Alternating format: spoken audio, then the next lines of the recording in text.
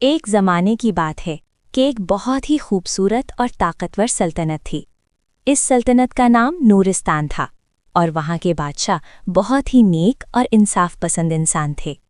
ان کی سلطنت میں ہر خوشحالی اور امن تھا اور لوگ خوشی اور سکون سے زندگی گزارتے تھے۔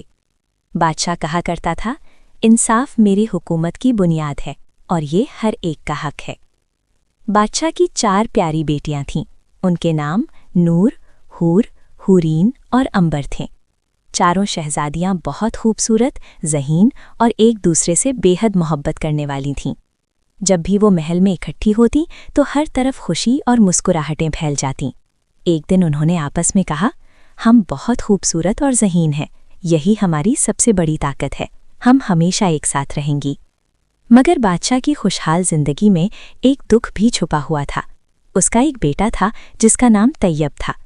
طیب ایک بہادر، سچا اور رحم دل شہزادہ تھا، لیکن قسمت کو کچھ اور ہی منظور تھا۔ جلد ہی ایک ایسا واقعہ پیش آنے والا تھا جو سب کی زندگی بدل دیتا۔ ایک دن ایک ظالم جادوگر نے بادشاہت پر حملہ کر دیا۔ اس جادوگر کا نام ظلمار تھا۔ وہ بہت طاقتور اور نہایت خطرناک تھا اور وہ پوری بادشاہت پر قبضہ کرنا چاہتا تھا۔ جادوگر نے اپنے خوفناک جادو سے محل میں دہشت پھیلا دی۔ سپاہی اس کے جادو کے سامنے بے بس ہو گئے۔ اسی افراتفری میں جادوگر نے شہزادہ طیب کو اغوا کر لیا اور اپنے ساتھ لے گیا۔ محل میں ہر طرف خوف اور پریشانی پھیل گئی۔ جادوگر نے کہا، محل تباہ ہو چکا ہے، سپاہیوں تم ہار گئے ہو۔ شہزادہ طیب پکارا، مجھے چھوڑ دو، مجھے جانے دو۔ جادوگر ہنسا اور بولا، تم ہار چکے ہو شہزادے، کوئی بھی میرا مقابلہ نہیں کر سکتا۔ شہزادیوں نے روتے ہوئے کہا، ہمارے بھائی کو چھوڑ دو۔ جادوگر نے سخت لہجے میں جواب دیا، یہ لڑکا اب میری قید میں رہے گا۔ چاروں بہنیں روتی رہیں اور کہنے لگیں، بھائی ہمیں چھوڑ کر مت جاؤ۔ وقت آہستہ آہستہ گزرتا رہا، مگر شہزادیاں اپنے پیارے بھائی کو کبھی نہ بھلا سکیں۔ ہر دن کے ساتھ اس کی یاد ان کے دلوں میں اور بھی گہری ہوتی گئی۔ شہزادی نور سب سے بڑی تھی۔ وہ نہ صرف بہت بہادر اور ذہین تھی بلکہ بے حد خوبصورت بھی تھی۔ وہ ہمیشہ اپنی بہنوں کا حوصلہ بڑھاتی رہتی تھی۔ حور بہت نرم دل اور مہربان تھی۔ دوسروں کا دکھ دیکھ کر اس کا دل پگھل جاتا تھا۔ حورین بہت ذہین اور عقل مند تھی۔ وہ ہر مسئلے کا حل سوچ لیا کرتی تھی۔ اور سب سے چھوٹی عنبر بہت بہادر اور تھوڑی سی ضدی تھی، لیکن وہ اپنے بھائی سے سب سے زیادہ محبت کرتی تھی۔ چاروں شہزادیاں اکثر محل کے خوبصورت باغ میں اکٹھی بیٹھتیں، اپنے پیارے بھائی کو یاد کرتیں اور اداس ہو جاتیں۔ ایک دن عنبر نے آنسو پونچھتے ہوئے ہمت سے کہا، ہم کب تک یوں روتی رہیں گی؟ ہمیں اپنے بھائی کو ڈھونڈنا ہوگا۔ نور نے سر ہلا کر کہا، تم بالکل ٹھیک کہہ رہی ہو، ہمیں بہادر بننا ہوگا اور اپنے بھائی کو واپس لانا ہوگا۔ اگلے دن چاروں شہزادیاں گھوڑوں پر سوار ہو کر اپنے بھائی کی تلاش میں محل سے نکل پڑیں۔ وہ جنگلوں، پہاڑوں اور وادیوں سے گزریں۔ راستہ بہت مشکل تھا، لیکن اپنے بھائی کی محبت نے انہیں حوصلہ دیا اور انہوں نے ہمت نہیں ہاری۔ ایک دن وہ ایک بوڑھے درویش کے پاس پہنچی۔ درویش نے انہیں دیکھا، مسکرایا اور کہا، مجھے معلوم ہے تم کس کی تلاش میں ہو۔ شہزادیاں حیران ہو گئیں۔ نور نے پوچھا، بابا جی کیا آپ ہمارے بھائی کے بارے میں جانتے ہیں؟ درویش نے کہا، ہاں، تمہارا بھائی ایک سیاہ پہاڑ کے قلعے میں قید ہے، لیکن وہاں پہنچنا آسان نہیں، راستے میں خطرناک مخلوق اور جادوئی دروازے ہیں۔ چاروں بہنیں پھر بھی ہمت کر کے سفر پر نکل پڑیں۔ پہلا خطرہ ایک خوفناک جنگل تھا جہاں بڑے بڑے بھیڑیے رہتے تھے۔ حورین نے بہادری سے اپنی تلوار نکالی اور سب کو بچایا۔ دوسرا خطرہ ایک گہری وادی تھی۔ نور نے اپنی عقل سے ایک درخت کا پل بنایا اور سب کو پار کرا دیا۔ تیسرا خطرہ ایک جادوئی دروازہ تھا جو صرف سچ بولنے پر کھلتا تھا۔ درویش نے سچے دل سے دعا کی اور دروازہ کھل گیا۔ آخرکار وہ سیاہ پہاڑ کے قلعے تک پہنچ گئیں۔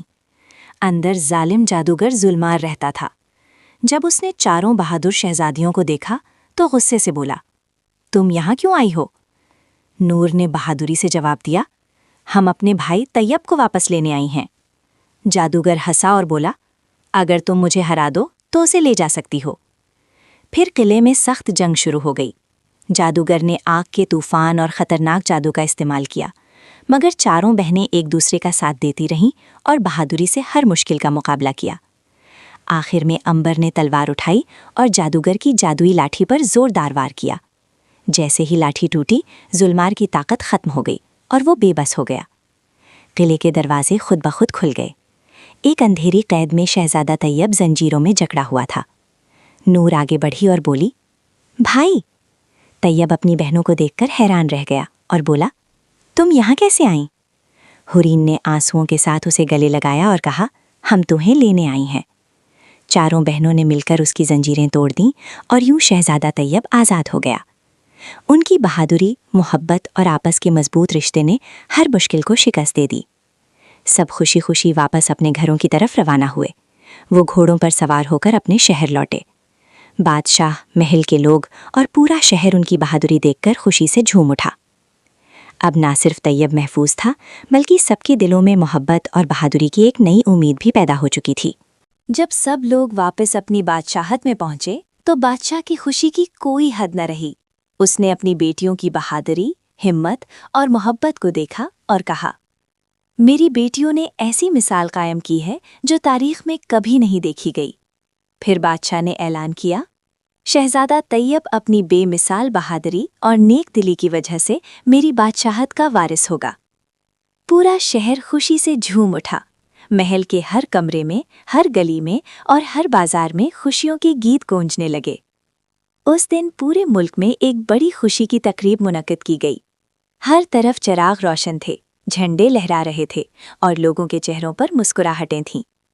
चारों बहनें और शहजादा तैयब हमेशा मोहब्बत और खुशी के साथ एक दूसरे के साथ रहने लगे। दूर दूर से लोग उनकी बहादुरी, हिम्मत और आपस की मजबूत मोहब्बत की कहानियां सुनने के लिए आने लगे। आखिर में चारों बहनों ने खुशी से कहा, हम 4 बहनें हैं।